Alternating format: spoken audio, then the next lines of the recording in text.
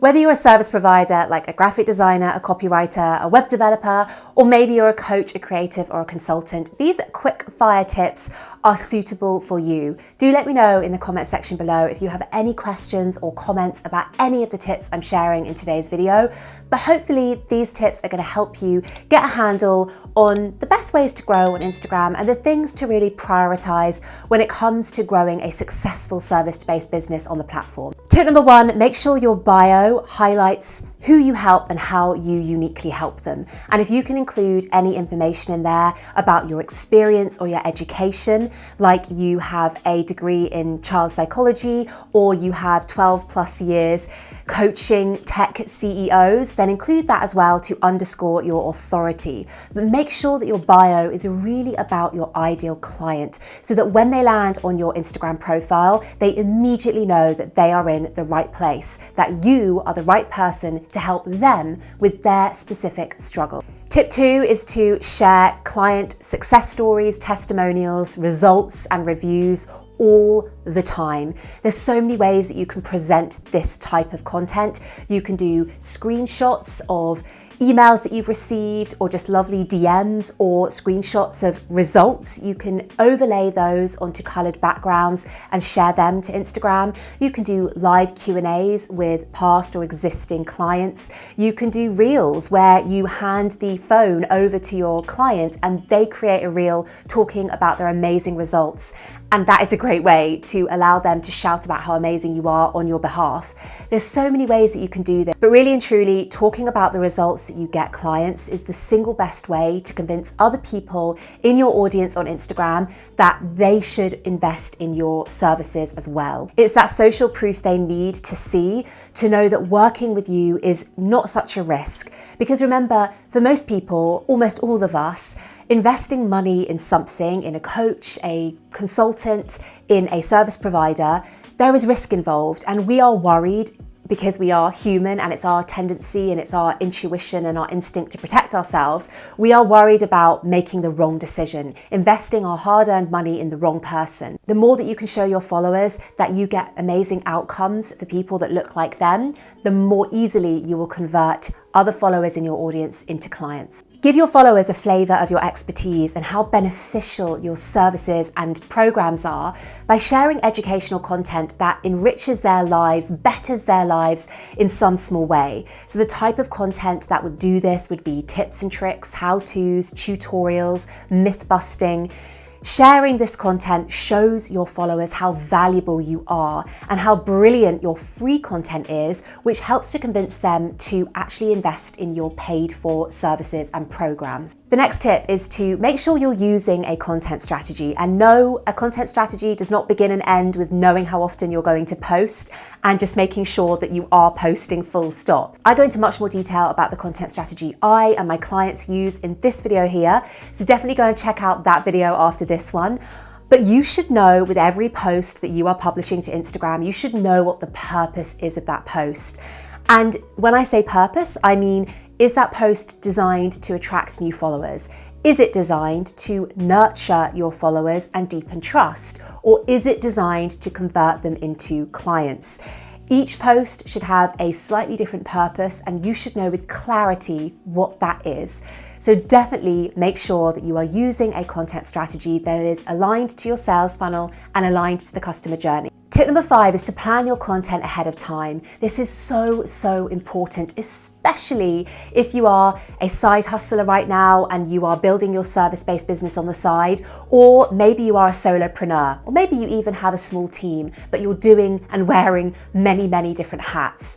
It's so important to plan your content ahead of time so you don't fall into a cycle of ad hoc posting. Ad hoc posting is when you are waiting for the day to arrive when you're meant to be publishing content to Instagram, and then thinking of an image, designing a graphic, writing a caption, searching for hashtags, all of the tasks that go into publishing content. You are doing that every day or every other day. This is such an inefficient use of time. So break free from that, break free from the shackles of ad hoc posting and get ahead with your content planning, because you have much better things to do on a daily basis than faff around in Canva and faff around writing captions. If you want to know how to plan Instagram content 2 weeks at a time, fast, effectively, and repeatedly, check out the Skillshare class that I recently made, and I will link to it in the description box below. Tip number 6 is to incorporate video. Now, when I say video, I'm not talking about Instagram stories.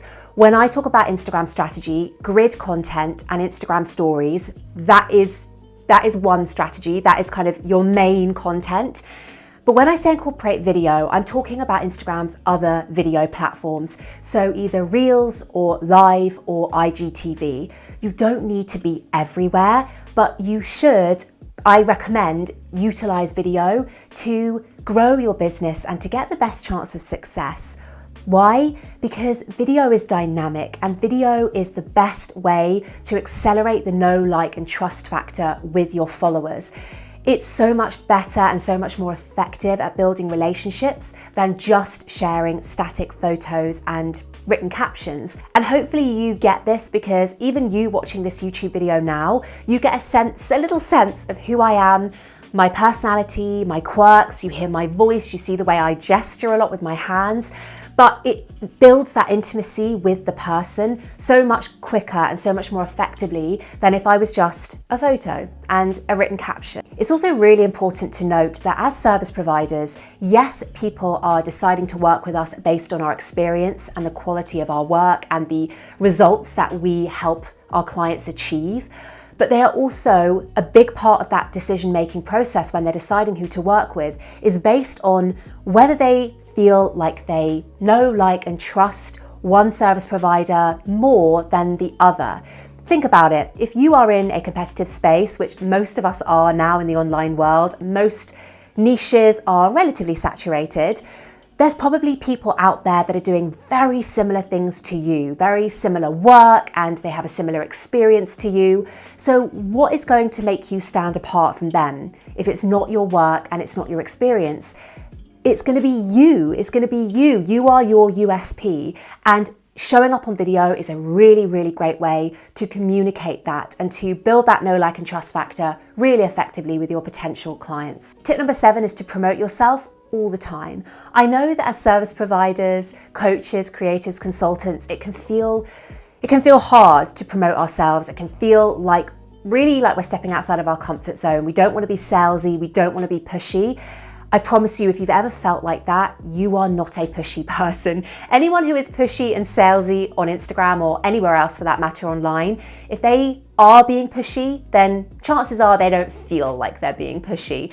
So do not let your fear of being too salesy stop you from promoting yourself. It's so, so important. Often when I work with clients, the easiest way for them to start converting more followers on Instagram is simply to tell their followers about their amazing services, about their availability, and give them a really clear call to action, to take action and work with them, or fill out an application form, or connect in the DMs to chat more about how they can work together. So every single week, I want you to show up on Instagram stories, make it really clear how you help people, include a testimonial or two. That's always a great way to promote yourself and to use other people's glowing recommendations of you to do that promotion. Spell out your availability and then give your followers a call to action. Tell them to apply at the link in your bio, or tell them to send you a DM, or make it even easier by having a poll sticker in your Instagram story where you say, would you like me to send you a DM with more information? And you give people 2 variations of yes. And then whoever clicks that poll, you can then start a conversation with in the DMs about your services, about how you might be able to help them. Tip number 8 is to create a lead magnet so that you can get people on your email list. If by any chance you feel that it's too early for you to be growing your email list, it isn't too early. You should be doing it right now. So go and figure out which email service provider, which email marketing platform you want to use. I've used ConvertKit in the past. I can really recommend them.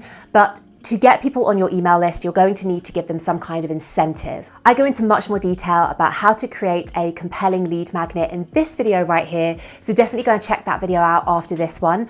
But it's important that you do create a lead magnet or a freebie, because people will not just give you their email address for nothing. And they certainly won't just give you their email address in exchange for you telling them that by joining their email list, they'll be the first to know about any exciting news or offers. That isn't enough anymore. You're going to have to give them something tangible and of value in exchange for them to give you their email address. Tip number 9 is to make the journey from Instagram follower to client really, really easy. So what I want you to do is I want you to go onto your Instagram profile and I want you to time how long it takes and how easy it takes, how many scrolls and clicks it takes on your phone for you to get from your profile to that point where somebody can inquire to work with you. So it might be that they have to book a sales call. It might be that they have to fill out an application form. It might be relatively simple and they just have to send you a message. But how easy is it for someone to do that? Some hurdles that people put in the way between their potential clients and their clients actually working with them is things like a really, really busy link tree. If you have a link tree, if you're using a link tree or some other tool like this, and you have loads of branches coming off of that link tree, that is a hurdle, because what's going to happen is somebody is going to click on the link in your bio and then they're going to be confronted by all these different avenues to take. Check out my new blog post, go and listen to my latest podcast, have a look at my website, join my email list, and then maybe at the bottom or somewhere in there, there is book a sales call or fill out an application form to work with me one-on-one. That is confusing. That is a lot of different options and decisions that people can make. And so I want you to look at things like that and ask yourself, am I making it easy for people to work with me, or am I making it complicated? Am I giving them lots of different things to do? Am I giving them loads of scrolls to take? Another example is if they click on the link in your bio and it goes straight to your website, is it obvious where they can fill out that application form or where they can book a sales call? Or do they have to scroll and click and hunt around trying to find where to book that sales call? The more difficult you make it, the less people will reach that, the less people will bother, because it will be difficult. They'll have to scroll, they'll have to swipe, they'll be confused, and they'll just jump away. So minimize the barrier to people working with you and inquiring with you. Make it as easy and seamless as possible. Tip number 11 is to use Instagram stories strategically. When I say strategically, I mean make sure that every Instagram story you upload is structured, has a beginning, a middle, and an end. I'm not going to go into too much detail about that in this video because I do explain it in much more detail in this video here. But what I will say is that the reason the structure of your Instagram stories is so important is because the better structured you can create an Instagram story, and when I say an Instagram story, I mean the whole story, which is made up of 4 or 5 slides. The more structured you can make that, the more likely you will get people watching that whole story from beginning to end. And increasing your retention rate, which is the technical term for keeping people watching all the way through, the more you can increase that engagement rate, the better you can get that engagement rate, the more that tells the Instagram algorithm that your content is valuable. The more people swipe away and drop off, that tells the algorithm that your content is not very engaging. And we don't want that. We want the algorithm to be getting all the positive signals about how valuable our content is. And one of the best and easiest ways that you can increase that retention rate and you can increase your Instagram story views is by making sure they are well structured. You write meaningful captions. Yes, I know you've probably seen so much conversation about video content and it's all about reels now, but don't neglect your captions. Especially as service providers, captions are a really important place to let our personality shine and to communicate our values and our mission and our brand story. And they're also such an important place to encourage two-way interaction with our community by including a call to action, asking people to comment, asking people to share their thoughts, reaching out and asking people to give their feedback back to you and to join in a conversation. And this, of course, is a great way to increase your engagement. That's all for this week's video, guys. I really hope you enjoyed it and I hope you feel a little bit more confident about the things to focus on to grow your service-based business or your coaching or consultancy business on Instagram. Don't forget to hit the subscribe and bell button. And just before you go, don't forget to check out these 2 videos here. This one is the content strategy I use and my clients use. You can go watch that video, take away everything from that and implement this content strategy yourself. And this video here about how to create really compelling Instagram stories that keep people watching. I will see you next week for a brand new video. Thank you for watching. Bye.